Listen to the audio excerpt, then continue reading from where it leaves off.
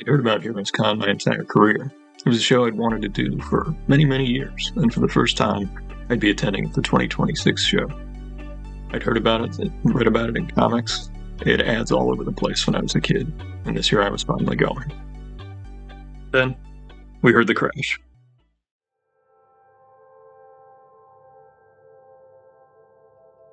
For the show, a huge tree fell on our car. It was certainly not the ideal way to start things off. They came, they cleaned it up. The damage was substantial. And there's not much more to be said. I'm not a car guy, but it wasn't good. Same week the dryer died and my phone stopped working, which, not ideal. All I could do was get to work. Put word out online. I let folks know I was going to the show, and people started to commission me to draw some stuff. And that would really help us in the long run. What really came through for us? They had me drawing all sorts of things, like Ninja Turtles, The Tick, characters that I'm known for, but some that I'm not known for. Did pen and inks, watercolors. Characters I've drawn a million times. I'm always looking for a new way to make it interesting or fun or give it some sort of visual value. Needed a new pair of shoes, a new shirt. My banner showed up. It's one that fits in your suitcase, which is convenient. Bruce helped me pack. He was not excited with me leaving, but I'd be back. Managed to get it all in the 3 bags. Then it was time to sleep. And the next morning, it'd be time to go. I'm a nervous traveler. One of the things that helps me is having a good breakfast with my bud.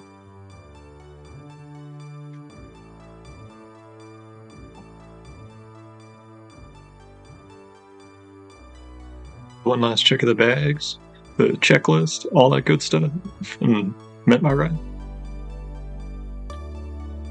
Antonio was the driver. He was a cool dude. He'd never met a comic artist before. We got there pretty quick. Friendly faces met us there. That's Craig Rousseau and his son John. Really awesome people. They knew their way around in Charlotte, so I was glad we were traveling together. On the flight, this guy took off his shoes, which was not cool. Took us straight from the airport to the convention center. I rode with Craig, John, Kieran Dwyer, Carl Kiesel, and some other artists. Just dropped our stuff off, looked around, saw how huge this place was. It's Rich Case and Chris Kemple walking this way. Really nice fellas. Good neighbors at a show. And soon we'd start. Met up with my buddy Joe St. Pierre and we headed to the hotel. It's one of those suite style places nearby. It's lots of space. It had a desk, a couple of beds. That's Joe.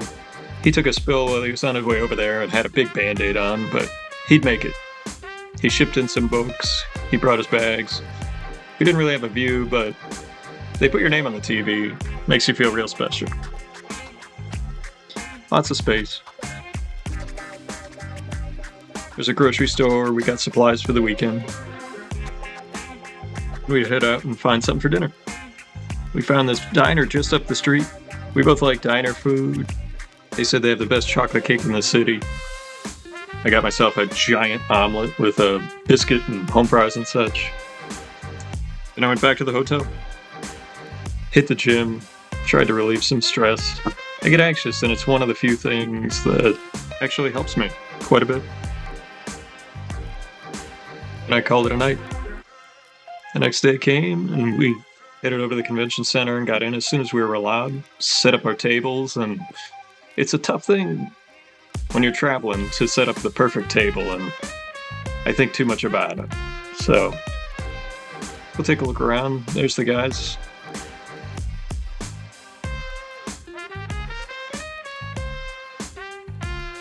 There's John and Craig.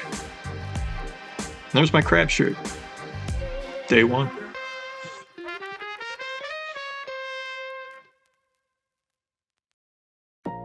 This is Daryl Banks and Yuko Smith, two of the Ohio guys I know from a long time ago. Daryl was actually the first pro I ever met. I was so lucky. He's an awesome guy, both great artists. Check out their work. And we got to work ourselves, doing commissions right away. The Tick and Arthur, Ninja Turtles. It was a busy morning. And hey, my uncle showed up. Hadn't seen him in years.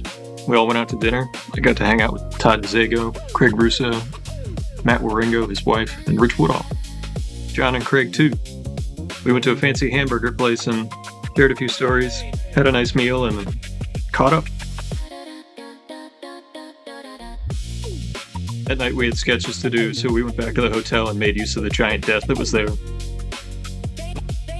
Joe St. Pierre working on a masterpiece, and I'm just trying to noodle my way through an X-Man sketch. Each night we had work to do, and I don't think we got done before midnight, even once. It's a lot of work, but that's what makes for a good show. Wrapped up, called it a night. Day 2. The Tick shirt brings all the Tick fans to the art.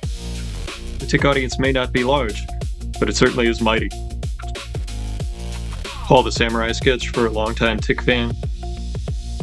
Tick Bust. The Punisher. This was in the old Marvel tryout book, where they wanted me to turn J. Jonah Jameson and Doc Ock into Tick characters. I was in there with a bunch of artists that you might have heard of. Joe Quesada, Howard Chaykin, Sam De La Rosa, Bob Hall, maybe a couple others. But Walt Simonson and Mark Bagley.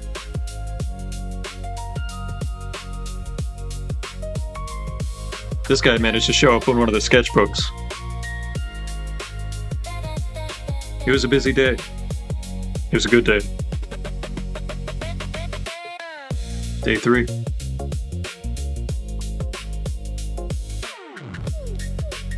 Day 3 setup was a little different. I moved some things around just so people could get a different look at it. I didn't know how many people were there all 3 days, or if there were people who just came in on Sunday.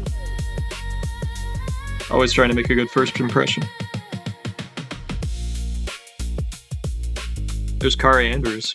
I got to tell him how much I liked Renato Jones, the 1%, his creator-owned book.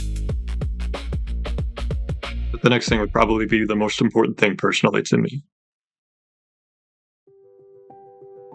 Every single artist that did a variant cover for Undersea Hero was at Heroes Con this year. It's probably the only time it'll ever happen, and this is that picture I'll look back on as an old man and get wispy. They all believed in this project.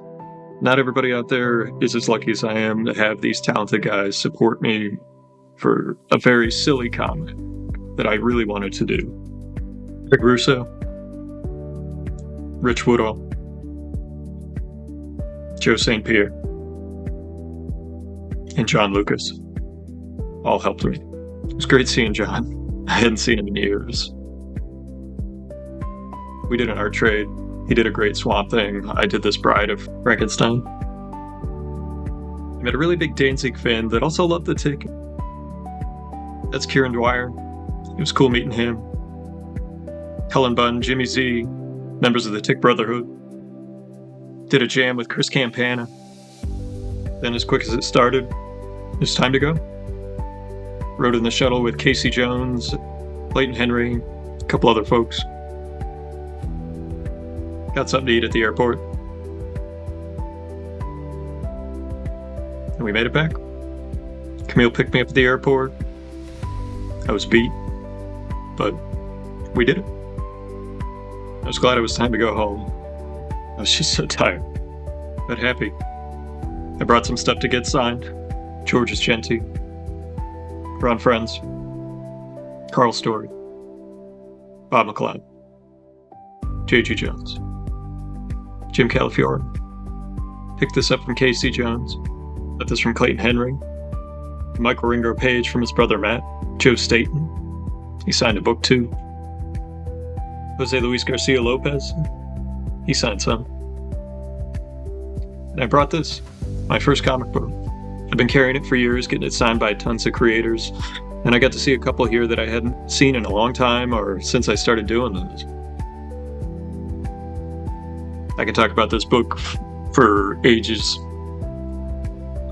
Ron Friends and Pat Olive. I got to thank them for sitting down with me as a young artist too. They appreciated that. It really took some time, and it was really nice of them to do. Also met Mike Karla, another guy saddled with the burden of hearing me talk about this comic book. But it's what started it. That's where we finish. Thank you to Karla, Jason, Shelton, everyone at the show. It was great.